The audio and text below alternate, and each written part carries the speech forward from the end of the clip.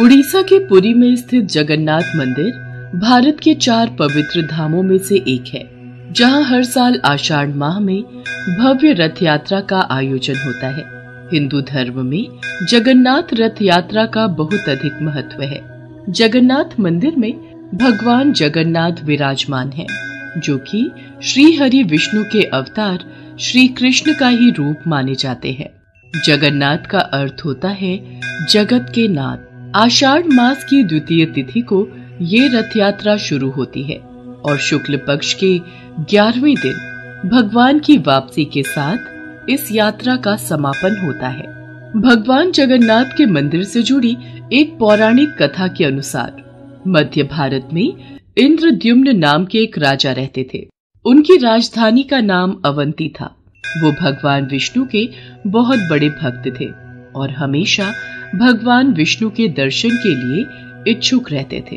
एक बार एक ऋषि घूमते हुए उनके महल में आ पहुँचे और राजा से बोले, राजन, उड़ीसा में भगवान विष्णु के भव्य रूप नील माधव को पूजा जाता है, लेकिन वो जगह उड़ीसा के कौन से हिस्से में है, ये आपको पता लगाना पड़ेगा।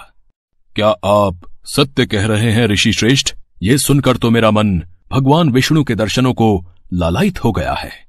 राजा इंद्रद्युम्न अत्यंत आनंदित हो उठे और तुरंत महल के मुख्य पुजारी के भाई विद्यापति को आदेश दिया कि वो उड़ीसा जाकर नील माधव की खोज करे। राजा के आदेश अनुसार विद्यापति ओडिशा भ्रमण करने निकल पड़े। बड़ी ही लंबी यात्रा के बाद जब विद्यापति ओडिशा पहुंचे, तब उन्हें कुछ गुप्तचरों के माध्यम से पता चलता है कि सबरों के मुखिया विश्ववासु एक गुप्त गुफा के अंदर नील माधव की पूजा करते हैं। विद्यापति विश्वासु के पास गए और बोले, महाशय, कृपा करके आप मुझे देव पूजा का स्थान दिखा दीजिए। मैं विश्वास के साथ यहाँ आया हूँ। नहीं नहीं, मैं तुम्हें उस स्थान पर नहीं ले जा सकता, मुझे माफ करो। अब मैं क्या करूं? यदि ऐसे ही वापस गया तो महाराज को क्या जवाब दूंगा? मुझे कोई और रास्ता ढूंढना होगा। विद्यापति उसी गांव में रुक गया। कुछ ही दिनों में विद्यापति को विश्ववासु की बेटी ललिता से प्यार हो गया और दोनों ने शादी भी कर ली। शादी के कुछ दिन बाद विद्यापति ने अपनी पत्नी से कहा, ललिता, सुनो, क्या तुम नील माधव की सिर्फ एक झलक दिखाने के लिए अपने पिता से कह सकती हो? तुम्हारे पिता तुम्हारी बात नहीं टालेंगे। ठीक है, पिताजी को आने दो, मैं बात कर लूंगी। ललिता अपने पिता से बात करती है। ठीक है, पर मेरी एक शर्त है। विद्यापति मेरे साथ आंखों पर पट्टी बांध कर जाएगा। विद्यापति शर्त मान लेता है, पर वो बड़ी ही चालाकी से अपने साथ कुछ सरसों के दाने ले जाता है और गुप्त गुफा तक पहुंचने के रास्ते को याद रखने के लिए रास्ते में सरसों के दाने गिराते हुए जाता है। गुप्त गुफा में पहुंचने के बाद जब विद्यापति ने नील माधव की दिव्य छवि को देखा, तब वो उन्हें देखता ही रह गया।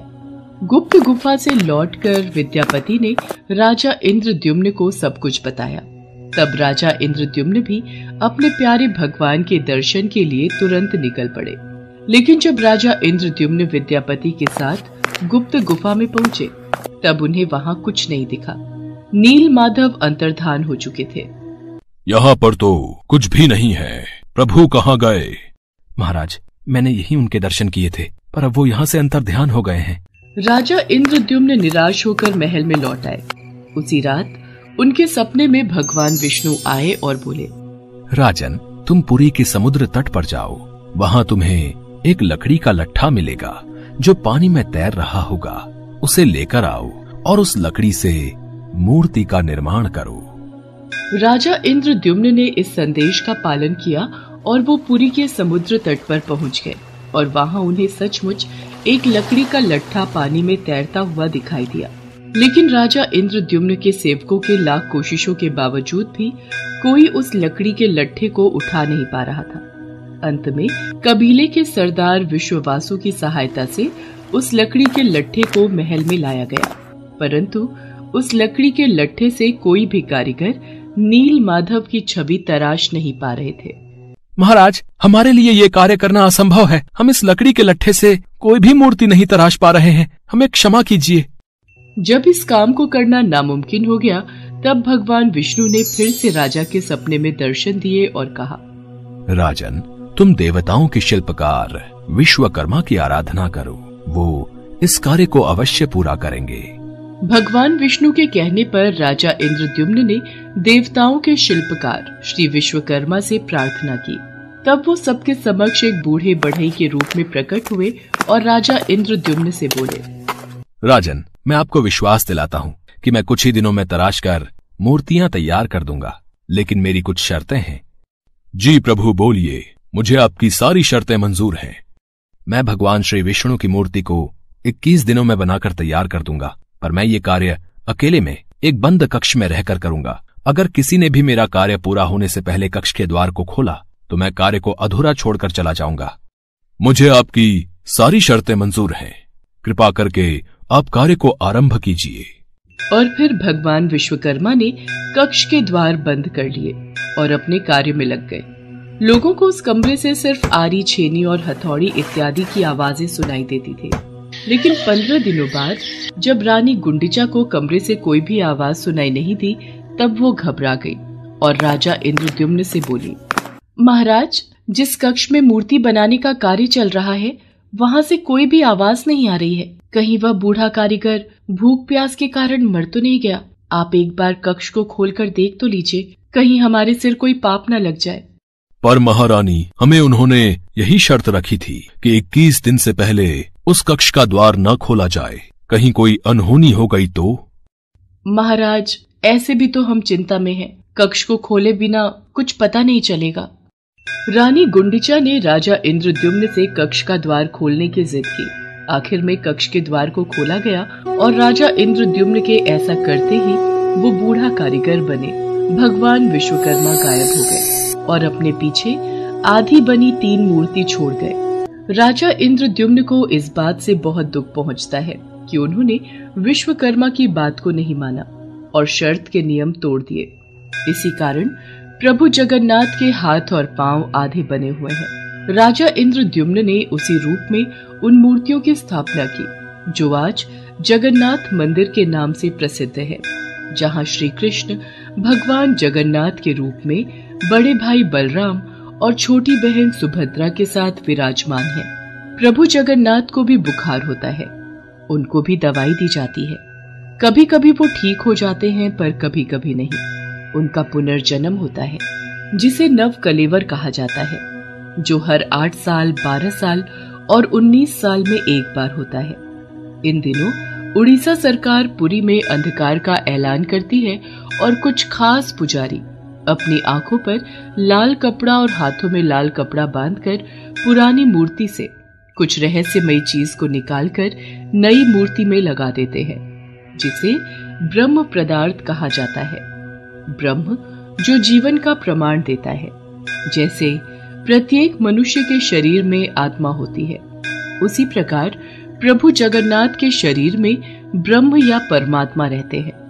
यही कारण है कि प्रभु जगन्नाथ दुनिया के एकमात्र जीवित ठाकुर जी हैं, जो भक्तों की पुकार सुनते हैं, समझते हैं और उनकी इच्छाओं को पूरा करते हैं। श्री जगन्नाथ मंदिर के ऊपर स्थापित लाल ध्वज सदैव हवा की विपरीत दिशा में लहराता है। प्रतिदिन सायकाल मंदिर के ऊपर स्थापित ध्वज को मानव द्वारा उल्टा चढ़कर बदला जाता है।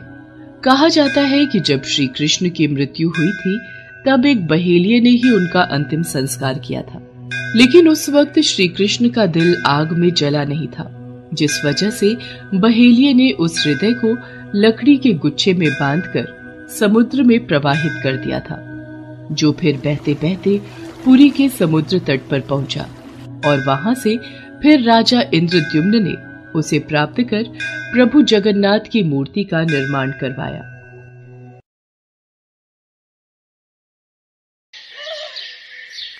उड़ीसा शहर के छोटे से गांव में माधव दास जी रहते थे। माधव दास जी अकेले रहते थे और भगवान जगन्नाथ जी के भजन किया करते थे, और वो हर रोज भगवान जगन्नाथ जी के मंदिर में दर्शन के लिए जाया करते थे। वो सिर्फ जगन्नाथ जी की भक्ति में ही मस्त रहते थे। उन्हें सांसारिक जीवन से कोई मोह माया नहीं थी। एक दिन अचानक माधवदास जी की तबीयत खराब हो गई। उन्हें उल्टी दस्त का रोग हो गया। वो बहुत ही कमजोर हो गए कि उठने बैठने में भी उन्हें समस्या होने लगी। माधव जी अपना कार्य स्वयं करते थे। वो किसी से मदद नहीं लेते थे। जो व्यक्ति उनकी मदद के लिए आता था उनसे कहते थे, मेरे प्रभु, मेरे जगन्नाथ जी स्वयं मेरी रक्षा करेंगे। ऐसे ही कुछ दिन और बीत जाते हैं। माधव जी की तबीयत और खराब हो जाती है। अब तो वो मलमूत्र भी बिस्तर पर त्याग देते थे, परंतु उन्होंने अपनी भक्ति और आस्था जगन्नाथ जी पर से नहीं छोड़ी। इतना बीमार होने के बाद भी वो नियम से जगन्नाथ जी की आराधना किया करते थे। यही दूसरी ओर जगन्नाथ जी अपने भक्त की उन पर आस्था देखकर अत्यंत खुश थे। तभी बलदेव जी जगन्नाथ जी से कहते हैं, हे प्रभु, आपका प्रिय भक्त इतना कष्ट में है, आप उसे दूर क्यों नहीं करते? उसके पूर्व जन्म के कष्ट हैं जो उसे भोगने ही होंगे, पर उसने मेरी इतनी भक्ति की है, इस कारण मैं पृथ्वी लोक पर जाकर उसकी देखभाल करूंगा। तब स्वयं जगन्नाथ जी सेवक के रूप में माधव जी के पास उनकी सेवा करने के लिए जाते हैं।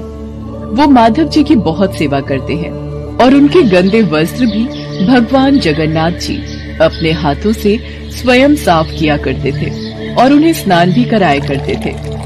भगवान जगन्नाथ जी की सेवा से जब माधव दास जी स्वस्थ हुए और उन्हें होश आया, तब भगवान जगन्नाथ जी को उनकी सेवा करते देख वो तुरंत पहचान गए, ये मेरे प्रभु ही हैं।